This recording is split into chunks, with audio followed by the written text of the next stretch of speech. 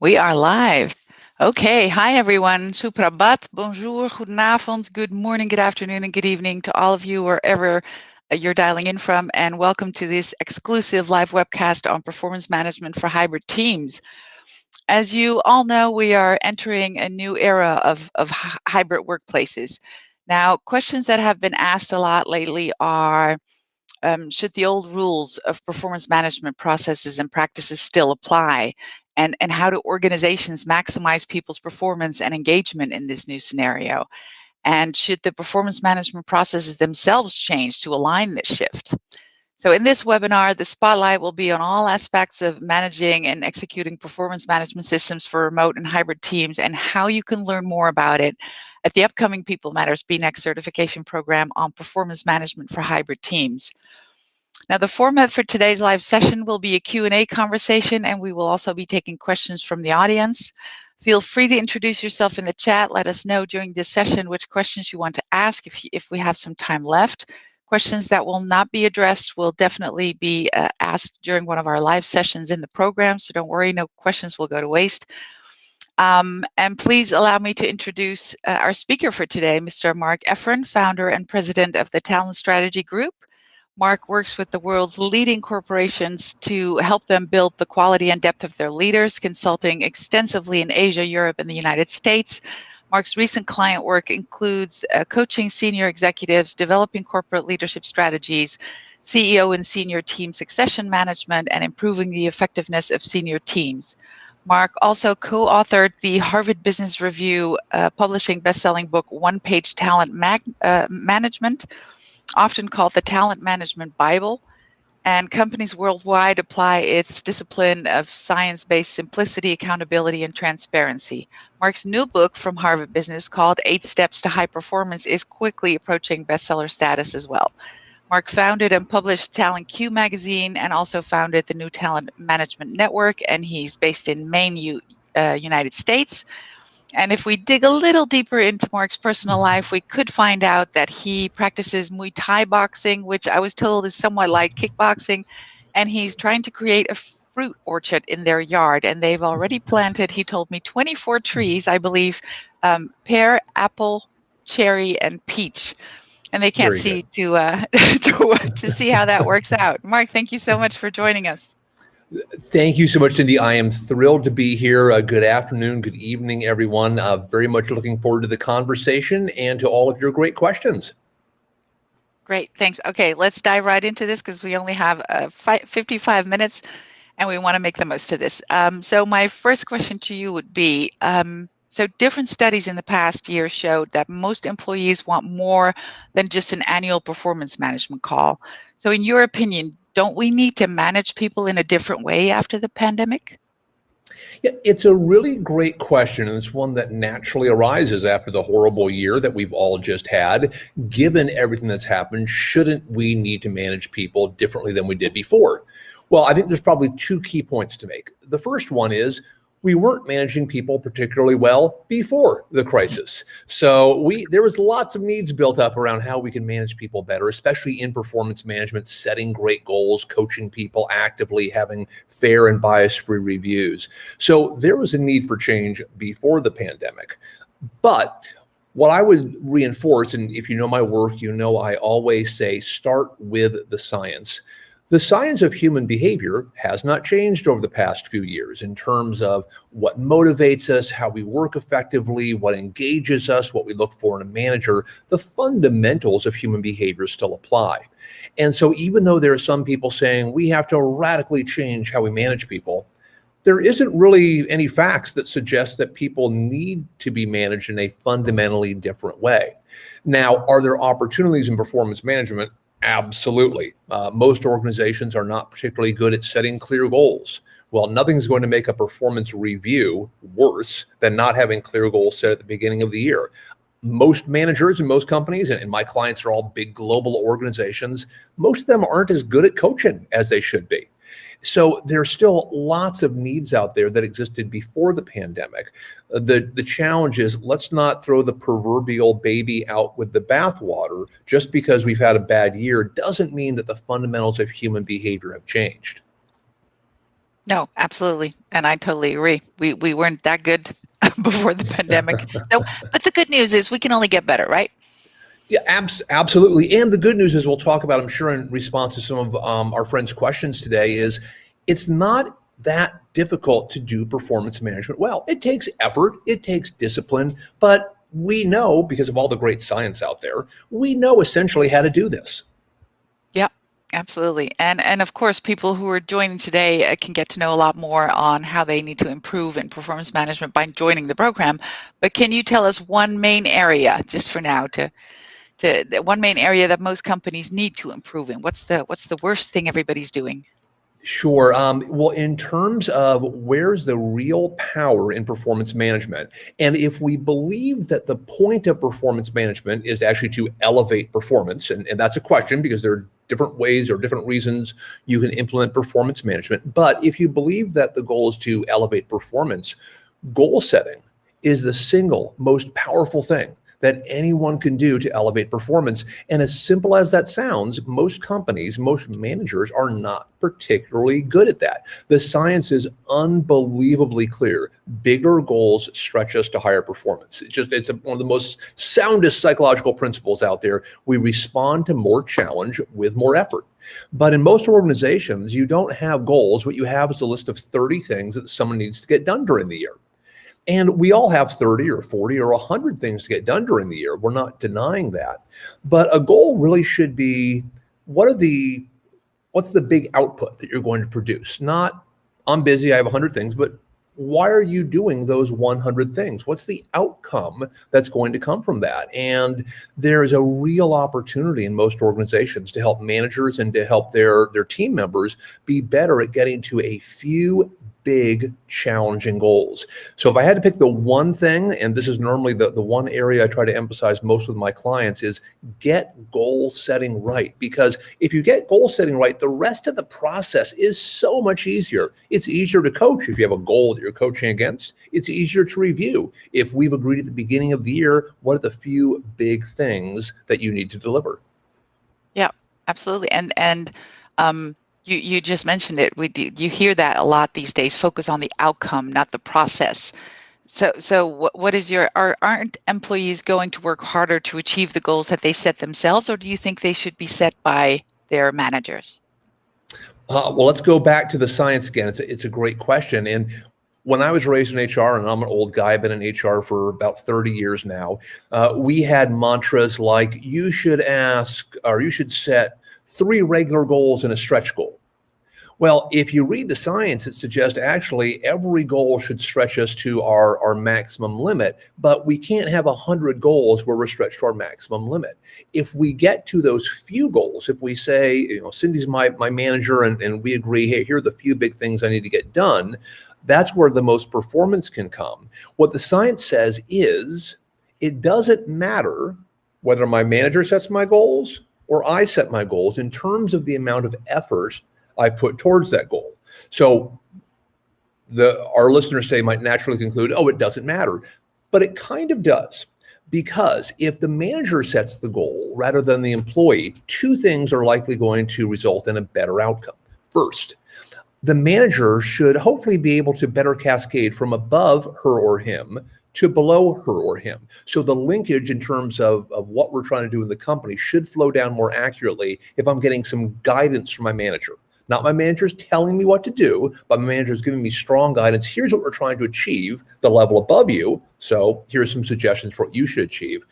Perhaps the more important point is if Cindy is my manager and I'm responsible to set my own goals, and I know that my bonus depends on my goal, am I going to set very challenging goals or sort of challenging goals? Cindy's job should be to look at my goals and say, Mark, I know you put down that you're going to try to achieve 105% of last year, but I think you have 110% of last year in you. Let's talk about how we can make that happen. So while the science would suggest it's neutral, it doesn't really matter in terms of the outcome, in practice, and what I advise my clients is the manager should lead the process. By lead the process, I mean be very clear. If Cindy's my manager, Mark, this is what we're trying to achieve as a group. What are you going to deliver to help us to achieve those things? So at least start with a very forward conversation with the team members to say, here's what you need to achieve, and then have the team members come back with their goals that then we work on together to make sure that they are few and focused and as stretchy as they can be. Yep, gotcha. Good point. So do you think the one size fits all process for performance management works in hybrid teams like we're using them now, or we were using them before the pandemic? And more specifically, do you find differences in how performance management is executed around the globe in these past 18 months?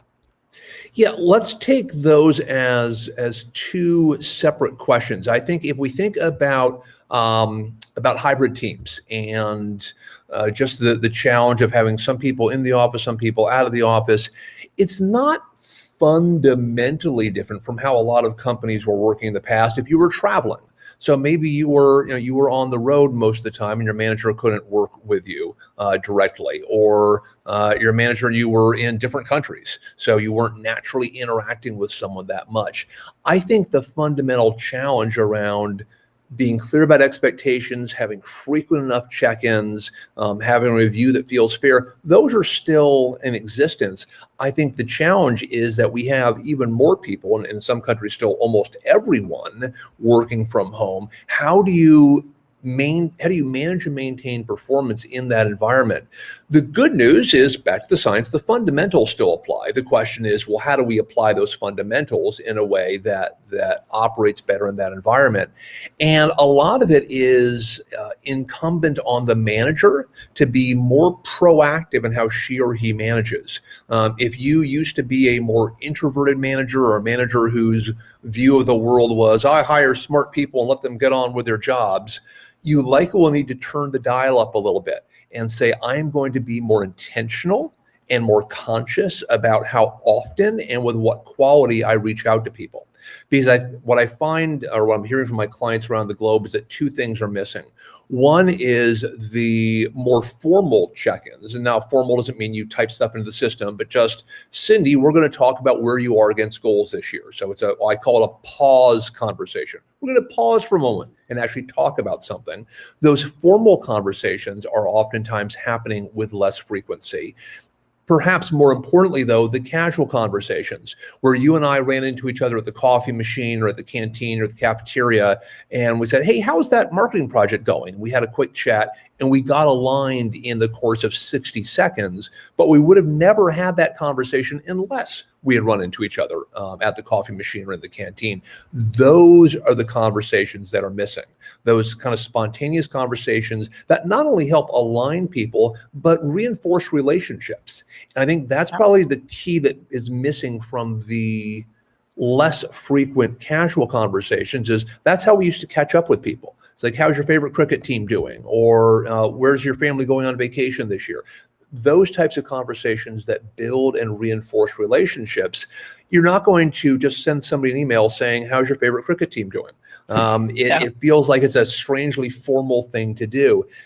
So managers need to be more conscious about reaching out on a more frequent basis to give the opportunity for those more spontaneous conversations to occur. So essentially setting the stage so that you can have more frequent, more casual conversations, and leaving room in those conversations for that, as opposed to let's dive right into the meeting and what we're trying to achieve.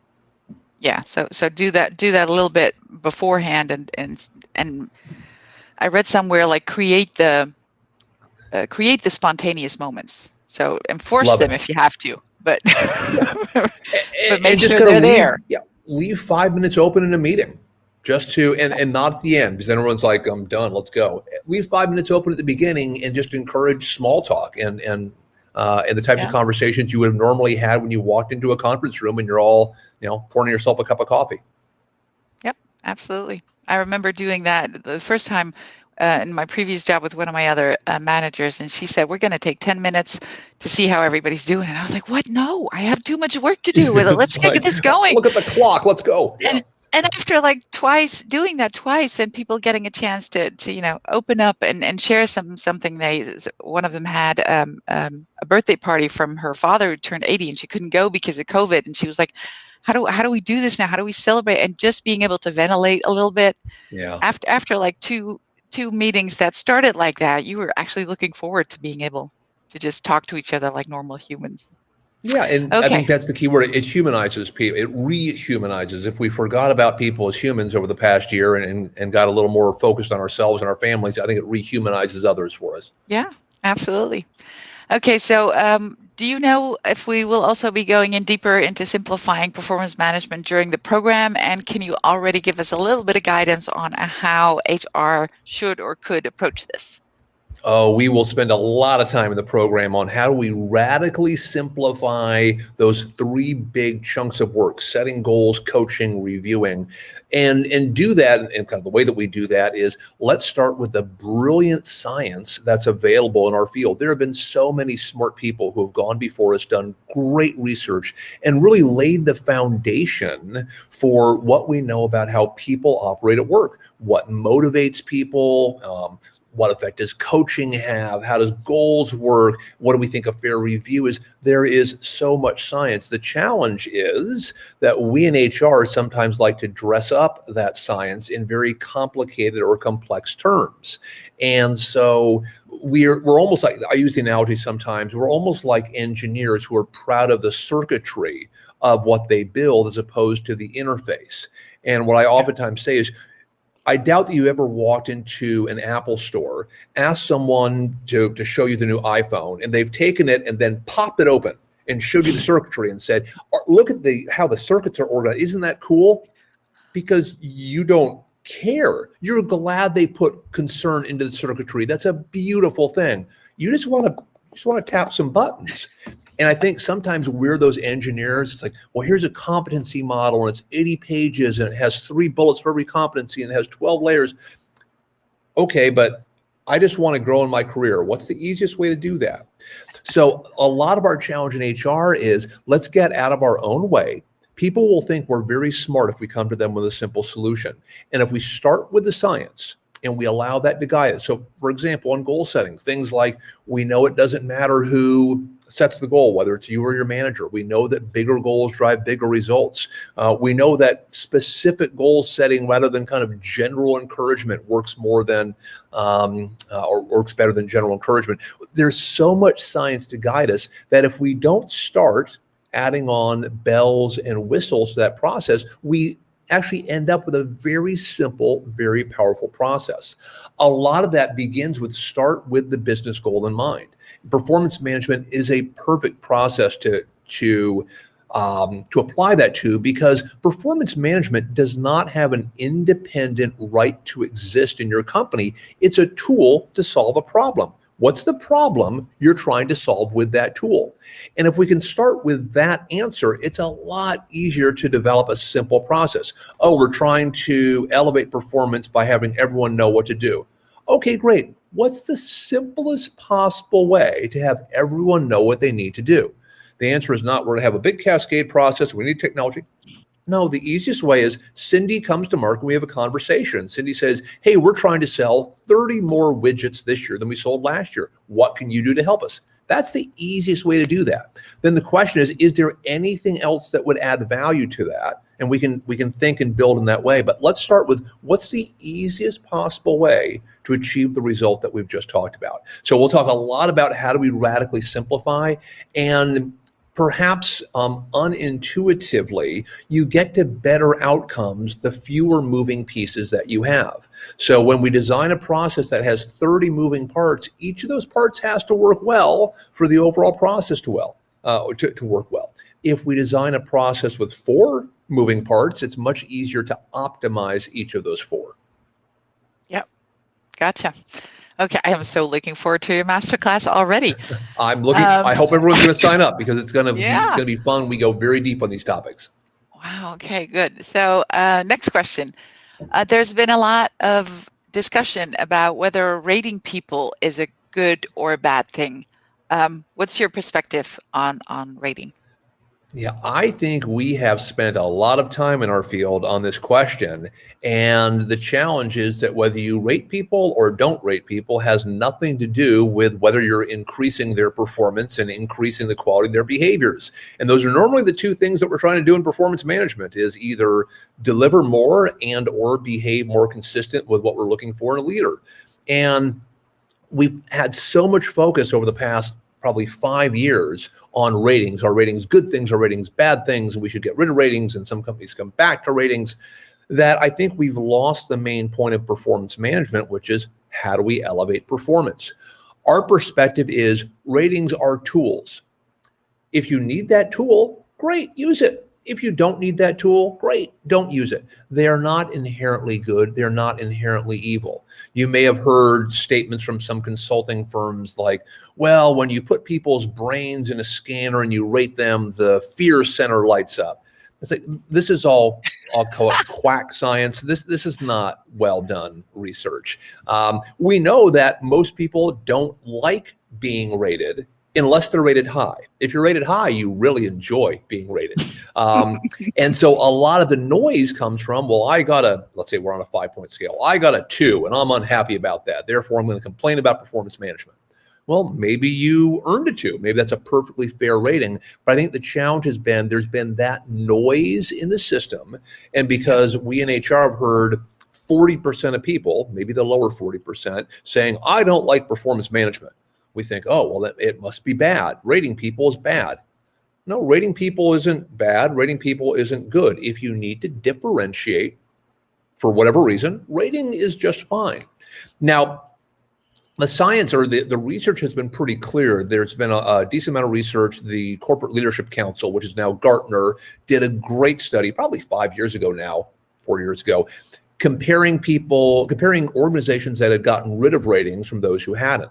And what Gartner found in their study was when organizations got rid of ratings, they typically, not always, but typically found fewer conversations, lower quality conversations, lower engagement, and even lower ratings on those items from higher performing employees. Because higher performing employees enjoy being told they're higher performing employees. And when you take away the ratings, they don't hear that. But I think more importantly, what you lose is a little bit of the structure around the conversation.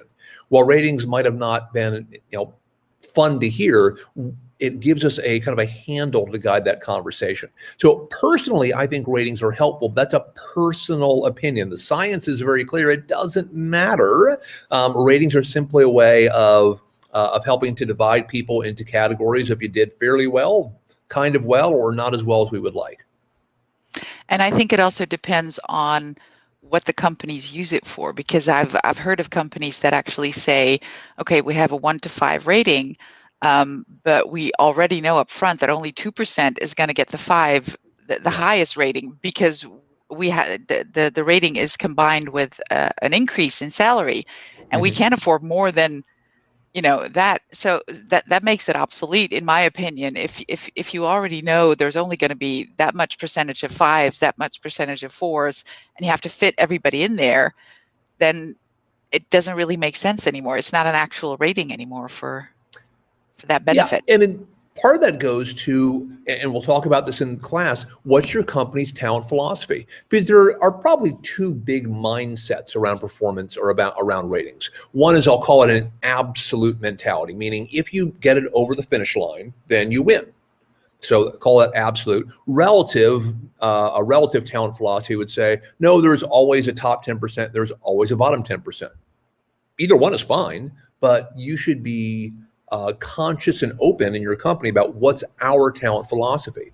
I think the other opportunity is to not stigmatize the lowest rating. I wrote an article, you can go to my website, talentstrategygroup.com. I wrote an article a couple of years ago called The Worst Doctor at Harvard Medical School. Because every year someone graduates at the bottom of their class at Harvard Medical School. They are the worst doctor in that class. What do we call that person? We call that person doctor, because they're still a graduate from Harvard Medical School. But what it says is, yeah, there's some people who are better doctors.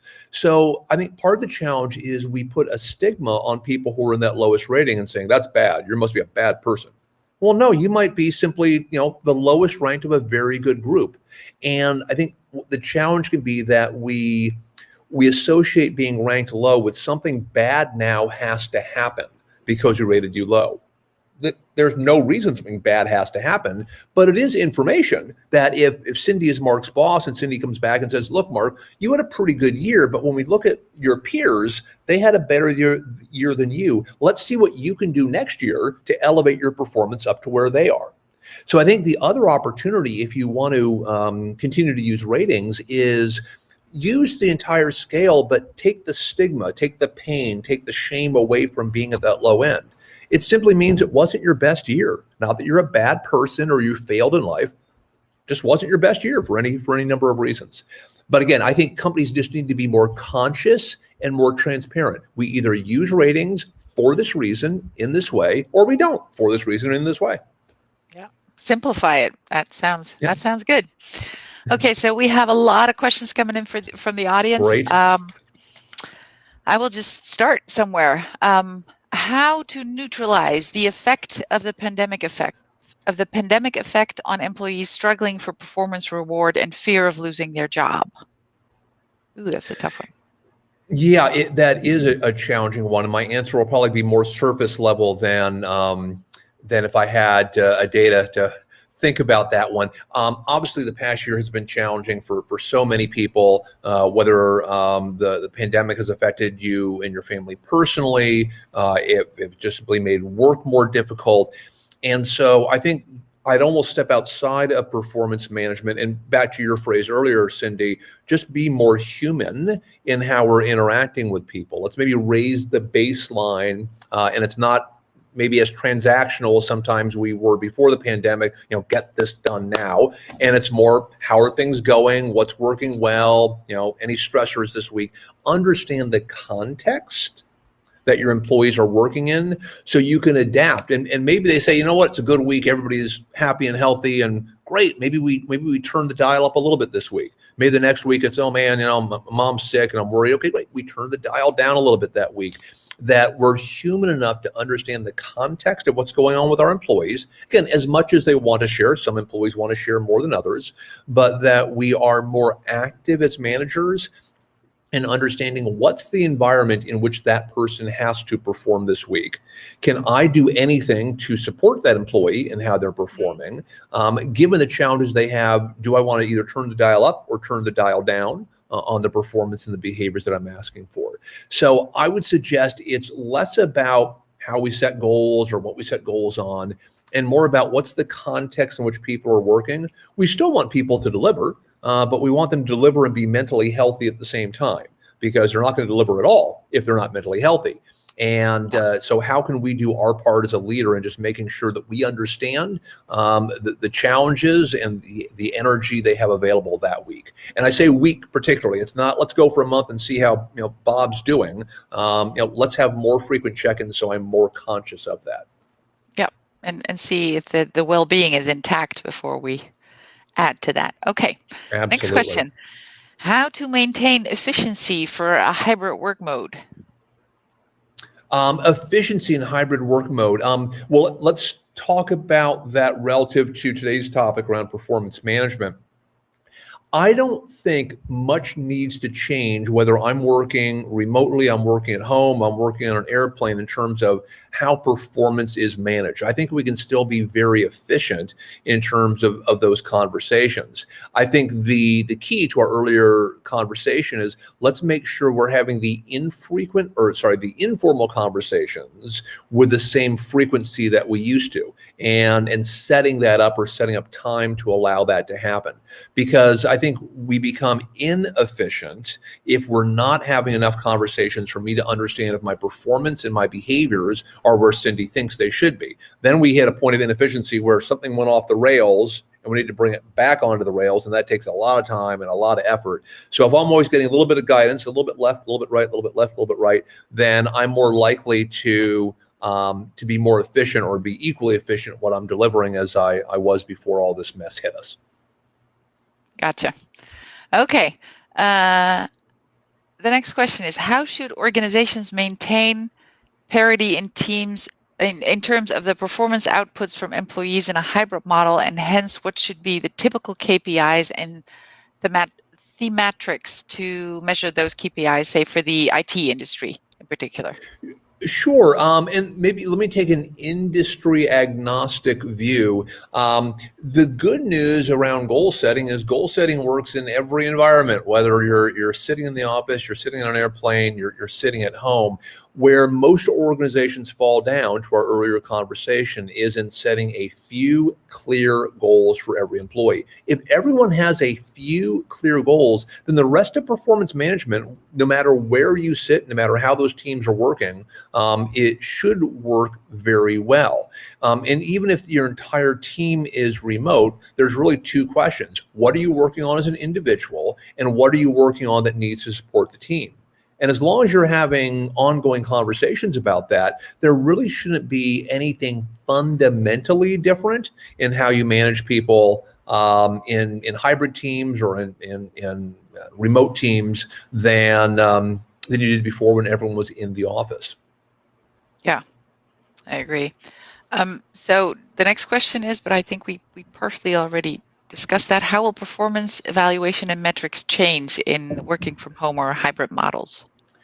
Yeah, I think one of the key learnings over the past year, and it probably surprised some people and didn't surprise other people, is that people are actually amazingly productive from home, which is a beautiful finding. The challenge is in some cases they are too productive from home. So I think we as managers need to make sure that they aren't they're actually taking a break during the day, and they aren't putting in 12 hours just because they can.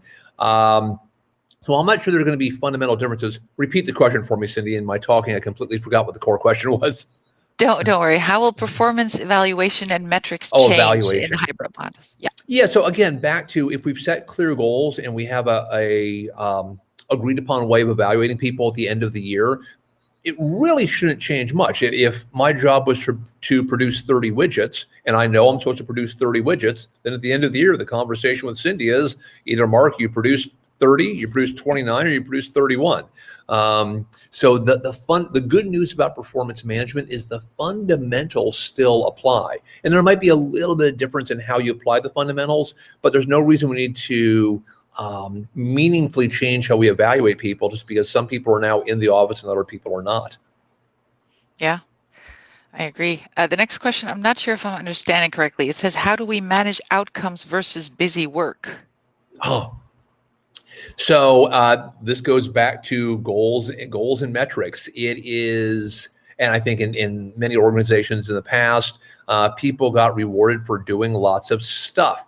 I'm here 60 hours, therefore I must be doing lots of stuff. And that stuff must be important, right? So if I show up for 60 hours and do stuff, that must be better than if somebody shows up for 45 hours and does stuff. And what cuts through all that garbage is clear goals and metrics. So if my job is to produce 30 widgets and I can do it in 40 hours, great. If it takes me 70 hours, okay, but the same 30 widgets have been produced.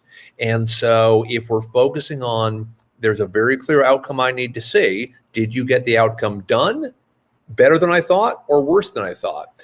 I think the caution though is, and I hear this, my most recent book, 8 Steps to High Performance, I reinforce this, that simply being efficient doesn't necessarily make you a high performer. If you get done in 35 hours, what it took somebody else 50 hours to get done, you're more efficient. Thank you. But you've still produced the same 30 widgets that we asked for. If you're saying, and I've got a few hours left now, what else can I do? That makes you an even higher performing employee. So I think being efficient is wonderful, but I sometimes hear people say, I'm better because I get the same amount done in less time. Well, no, you simply deliver the exact same output that took somebody else more. But if you say, I've put in my 35 hours, I'm going home now, well, then you haven't contributed anything more to the organization. If you say, hey, I can squeeze a few more hours out now to do something else, that then starts to add value. Yeah. So there have been several changes in goals, obviously, with a lot of companies over the last year. So how should the evaluation and tracking of performance happen with those goal changes? Sure.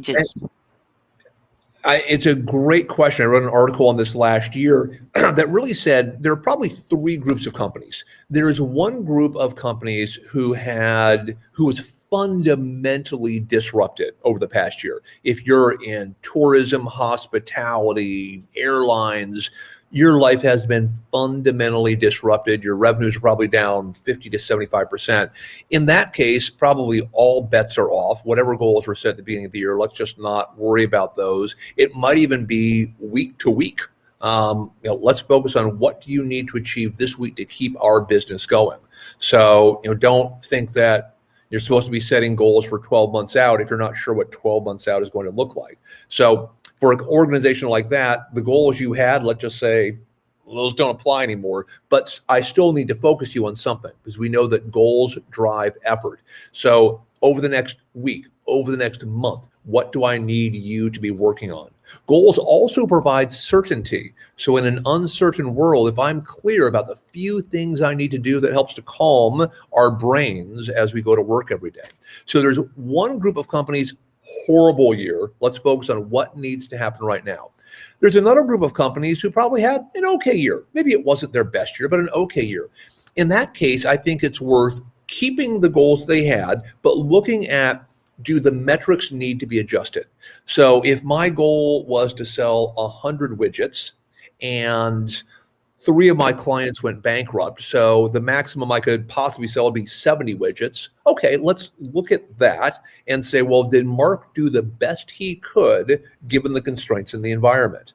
So I wouldn't necessarily change, well, the goal was to sell 100, you sold 70. Are there reasons that 70 is still good? Or could you have tried harder, found different clients and gotten to 80? So say for organizations who had an okay year, keep the goals, but look at whether to adjust the metrics.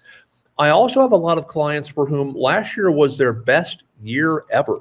I have clients in the transportation industry who couldn't hire fast enough, couldn't grow quickly enough.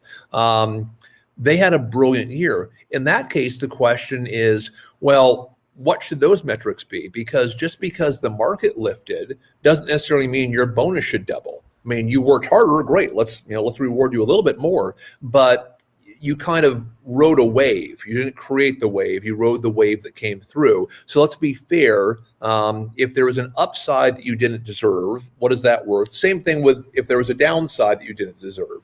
I think sometimes we reward on the upside and we reward on the upside and we don't penalize on the downside. So that's a long answer to a short question, but I would suggest there are 3 categories a company can be in. It was a horrible year, it was an okay year, and it was a brilliant year. Adjust the metrics and how you evaluate your performance based on one of those 3 categories. Absolutely. And next question is, sometimes the individuals and managers do not set SMART goals or do not know what goals to set because they don't have insight into the company's broad objective. In that sense, would it make sense to follow a top-down approach instead? Yeah, I love to see well-cascaded goals from the top. Now, my experience with my clients around the globe, and these are all sophisticated companies who should be able to do this well, a lot of companies don't have those goals flow down well. So it could be that the best I know is I'm sitting in the HR group and I know what HR is trying to do. I'm not even sure how that connects up. Okay, well, what can we do in that situation? We still know what, let's call it, good generic HR looks like. I still know that engagement is a good thing. Independent of my company's strategy, engagement is a good thing. Great. So how do we pull some of those generic levers of engagement? How do we monitor engagement?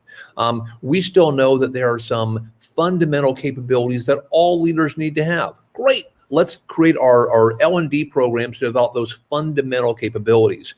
What goals do, or what that cascade from the top does, is helps to give us more certainty and more precision. So I know exactly what type of leader you want to develop. But if I don't know, I still know that leaders who set a clear vision, who drive results, who care about their employees, those are still valuable no matter what my strategy is.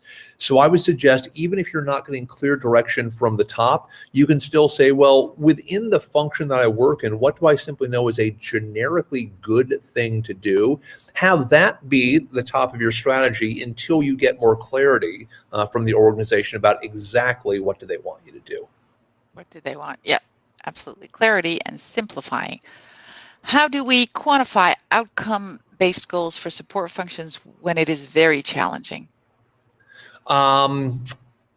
It's a broad question, so I might not answer it as precisely as the questioner wanted it. How do we set metrics for support-based functions? For most of those functions, support oftentimes means there's a customer we're supporting. Either we're on the phone, or we're in a store, or there's some measure of how are you interacting with others.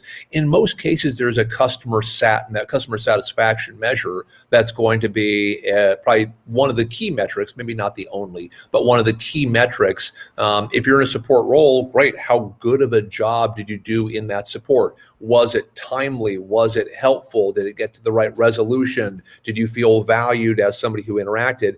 Even if that's an internal customer, same thing. If if Mark's in HR and Cindy's a line manager, it's fair to ask, what's the quality of service that you received from Mark over this year? Did he make you feel that he understood your business? Did he deliver what you asked for in a timely period? Did he? Whatever those questions are. Any support role, the question is, who am I supporting, and what are the metrics that matter most to them? Great. And another one of the questions, well, it is a question, but he or she starts with a great point around goal settings. However, nowadays organizations are focusing on anytime goals where employees do get an option to revisit and update goals at any time. Would anytime goals dilute the impact of goal setting if it's done annually? Yeah, I think there is an opportunity to say not everything happens on a calendar year cycle. I might need to get something done that starts in February and it starts in November and ends the next February. And so does that mess up our normal annual goal cycle? Yeah, absolutely. Let's be smart with goals, not smart goals, but smart with goals, and say, yes, you can set them anytime you want, but here's my caution. You still need to, at some point, evaluate that goal. So anytime goal setting does not mean that, oh yeah, you're doing fine, and you said you would do X. At what point are we going to measure X? And did we agree on what X looks like? So even if you're setting a goal that goes from September to March, great. Let's have the same discipline around that goal setting that we have if you were setting those goals in January or the beginning of your fiscal year. I think the other, maybe the corollary to that question is, well, shouldn't we just review those goals along the way? Hey, you're doing fine. That was good. That was not good. I would suggest you still need to have what I mentioned earlier, that pause conversation where we say, let's stop for a moment. Let's talk about how I think you're doing against your goals. And maybe some of those goals you're almost done with, some of those goals you just set, some you're in the middle. But a lot of managers are not going to have as thorough or as deep of a conversation if it's just that coffee room conversation. Oh, doing great in the marketing plan. Keep it up. Okay, well, that's, the coaching opportunity is kind of gone there. I like having those pause conversations. They can be short and easy. We'll talk in class about my 2+2 conversation model. This could be a short, easy conversation, but it should still be something where if Cindy's my manager, I know that this is a conversation about how I'm doing against my goals, and she's going to offer coaching about what I can do differently. So yes, be flexible and fluid with goal setting, but make sure that you still have a time to measure the actual performance against them. Thank you. Good answer. How can employees deviant norm violating behavior during remote hybrid modes or models of working be managed? I'm going to guess what the intent is behind that is more around if employees behave badly during the year, or they're shirking, or other things that we might be able to see at work, but we can't see when they're not at work? How do we deal with that? Does that sound like what they're getting to there, Yeah, Cindy? I think that's it. I think that's it. Yes. Yeah, and I'll make it a short answer. Everything we've talked about for the past 45 minutes is exactly how to avoid that. If I have clear goals, and clear metrics, and you know what's supposed to be achieved, then that allows me to manage my time in whatever way I want. So that's part of the challenge with hybrid work is I don't know what you're doing, but if we have clear goals, at some point I'm going to know, did you do what I asked you to do? Now, for some jobs, maybe if you're in a customer service role and your job is you need to be on that phone for 8 hours, well, then we need to have a more precise measuring tool to understand, was your phone always live for those 8 hours? Because you can make up an excuse. Oh no, all my calls took 20 minutes. That's why I only took 8 calls during the day. So you might need to have some sort of a monitoring tool to ensure that happens. But for most people in a more professional role, clear goals allow you to say, here's what I need you to get done. If you get it done in 30 hours, great. 60 hours, great. You do it from the beach, great. I don't care as long as you deliver what we agreed you would deliver. So it could very much be the difference there is the role that the employee is in. If it's in a role where I actually need them focused on doing something specifically at a specific point in time, then you might need to have some other measuring tool, electronic measuring tool or monitoring tool to make that happen. For people above that level in more professional or managerial areas, I would suggest good goal setting and good coaching should cause you to worry less about how they're spending their time. Absolutely. I remember one of my previous colleagues said her manager would constantly be pinging her during meetings that she was hosting, and then if she didn't respond to the ping, he would start calling her and on her mobile. And at some point, she sat down with him and she's like, "But would you also be knocking on the door of the conference room when we were, in the office?" And he was like, "No, of course not. That would be rude." And she said, "But would you put stick your face around the door then for the?" And he's like, "No, of course not. That would be rude." He says, she said, "That's exactly what you're doing right now. You're cramping me. You're on top of me. I can't, if I'm doing something in that room, even though it's a virtual room, I can't be with you at the same time and give you the answers that you need." So yeah. Great example. And I think sometimes it's pointing things out exactly that way. Would this behavior be acceptable if you were in the office? And this might be the flip side to the answer I gave before, is you as the employee simply asking yourself that question. Would I do this during the workday if I were in the office? And I'll go on a very brief tangent. I find it's a great question to ask when I'm sitting on airplanes. I used to sit on them a lot. I will sit on them more going forward. And oftentimes I get on an airplane, maybe it's 2 p.m, and someone next to me would order a drink, alcoholic beverage. And I always thought, do you drink at 2 p.m. in your company? It's a weekday, you're working, yet you're having a double Bloody Mary at 2 p.m. on the Delta flight. That always seems strange to me. So just a tangent, but yes, if you wouldn't do it at work, then you probably shouldn't be doing it when you're working from home.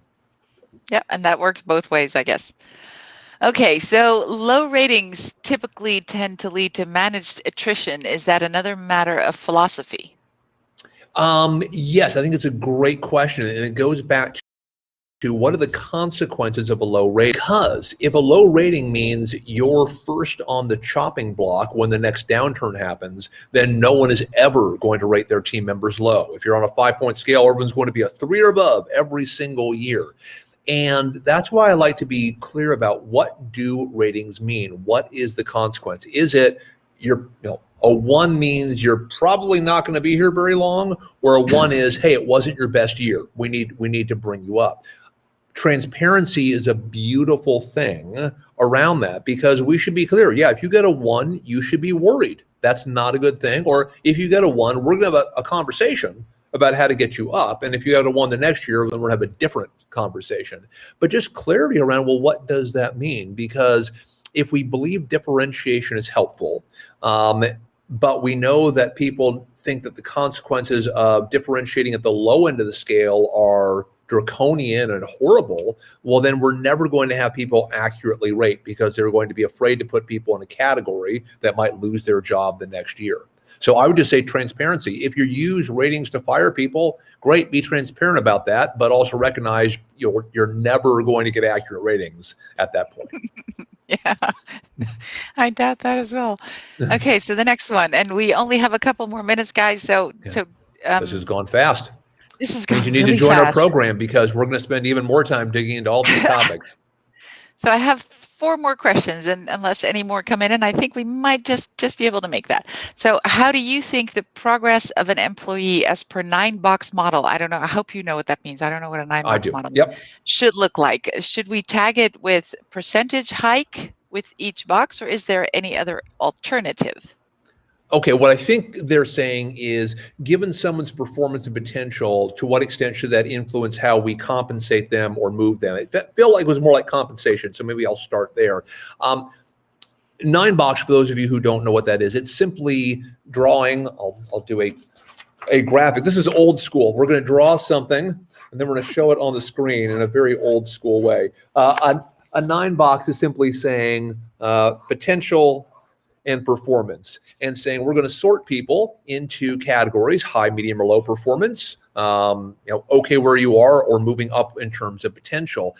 I'm a big fan, not necessarily of the 9-box, but of separating our discussions of performance and our discussions of potential, because they're not the same thing, but then being specific about what's our philosophy about how we manage people with different levels of performance and potential. Starting with, everyone should have a solid experience. Everyone should have a good manager, engaging workplace, well-designed job. But above that, if you're a higher performer, well, I'll call it the deal. What's the deal that you get for being a high performer? Do you get more investment in your development? Do you get exposure to special projects? What if you're a high potential? What's the deal there? Will we move you up faster? Will we put you into special courses, give you more challenging experiences? I like being very explicit. Here's the exact package you get, but for high potentials, we like to invest in this way. For high performers, we like to invest in this way. For good, solid, average performers, we like to invest this way. I call it a fair deal in every box. So if we go back to that 9-box model, there should be a fair deal, not the same deal, but a fair deal no matter how you show up from a performance and potential standpoint. And the more transparent we are with people around that, the more fair our work environment's going to be. Because then I'm not saying, why did Cindy get to go to that class? I didn't get to go to that class. Well, if we're clear about, Cindy performed at this level last year, that allows her, the opportunity to do certain things that you might not as an average performer. That also leads to a good conversation. Well, I want the stuff that Cindy got. Let's talk about your performance. Let's talk about how to set different goals. So it can lead to a very productive conversation. There you go. Exactly. You don't do what Cindy does, you don't get what Cindy gets. There you go. It seems so simple, but we know people don't perceive it that way. Absolutely.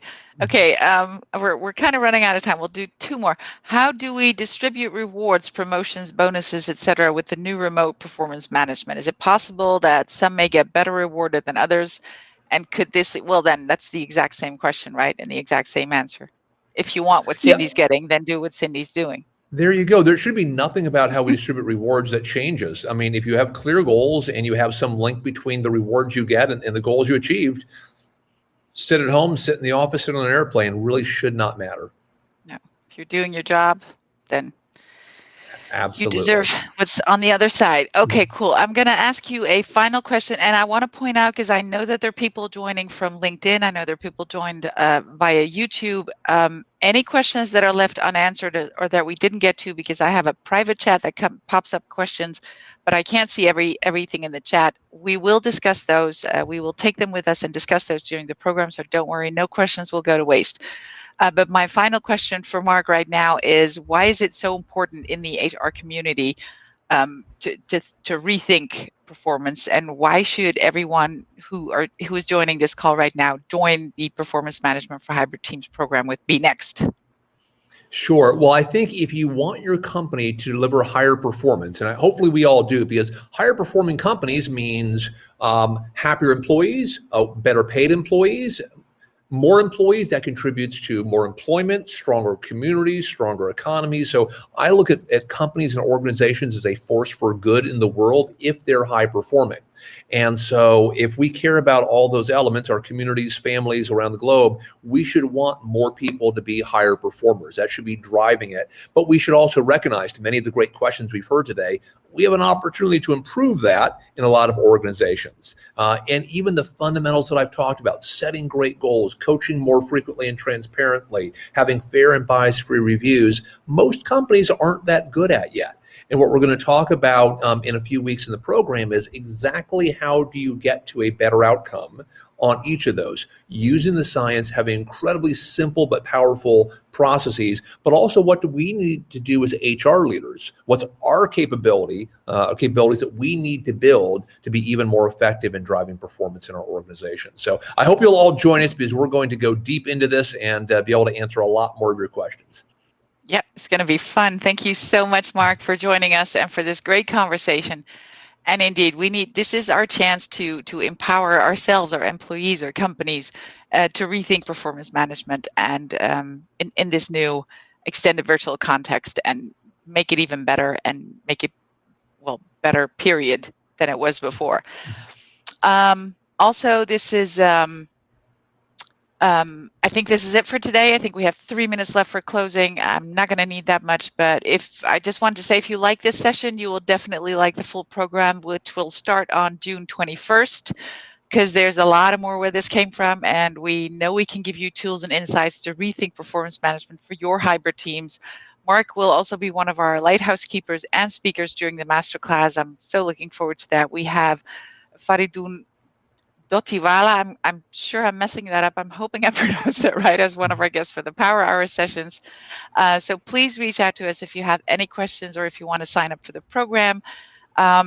We will go a lot more into detail there than we have time for now. We will also make sure to save all the questions, like I said, and cover them.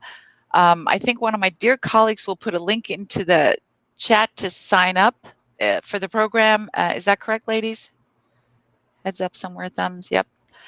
So we hope you will go on the journey with us, and that we will see you soon on the platform. For now, stay safe, stay healthy, please be kind to one another, and until next time, bye. Thanks, everybody. Thanks, See you Mark. soon. Thanks, See you Cindy. soon.